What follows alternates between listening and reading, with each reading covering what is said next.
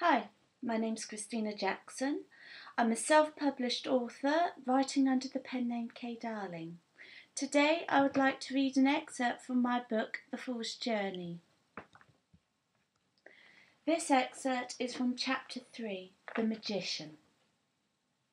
Amber dropped her arms. Moira thought she could sense a change in the atmosphere. It became less electric and back to the normal feeling of the room. Turning to Moira, Amber said, "Go get that bottle of malt whiskey you promised, and I'll tell you what I found." Moira left the circle, being careful not to break it. When Moira returned to the lounge with 2 glasses, Amber had extinguished the candles and swept up the salt, then moved the furniture back to where it was. Moira poured a large slug of whiskey into each of the 2 tumblers. "Thanks. Nice glasses. Who's Maud?" inquired Amber. "My grandmother's name was Maud. She brought me these when I first house. She died soon after. She's watching over you. You'll do well. Now, let me tell you what I've learnt." Amber took a sip of the smooth liquid, rolling it around her tongue before swallowing. "You've picked up your grandmother's taste in whiskey too. This is a good malt." Now on to Jimmy. He's not certain how old he is. He's never been very good at his counting. He does not like men. Some men are better than others. A lot of men scare him though. I think he's probably late teens to early 20s.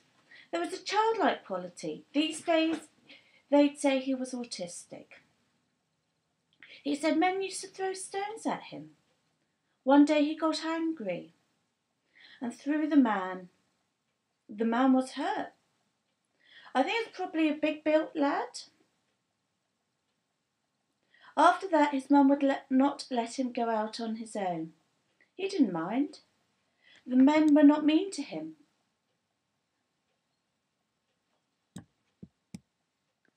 And did not make him angry. He did not hurt people.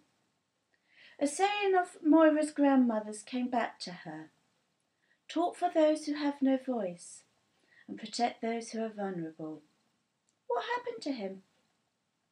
One day his mum got sick. He promised her that he would not leave the house without her, and no one came near.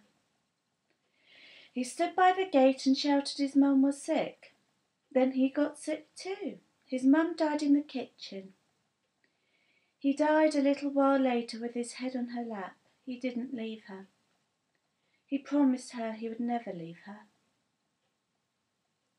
Before she died, unaware he was sick, she made him promise that he would look after the chest that was in the attic. There it is still, to this day. He is troubled that the chest will come to harm.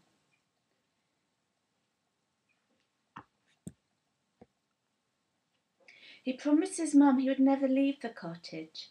I'm not certain exactly when this was. He said it was during Queen Victoria's reign.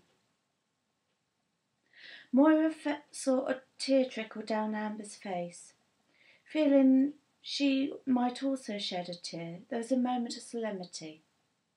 They both stared into the fire. If you'd like to know more about this book, it can be found on Amazon. Thank you for listening.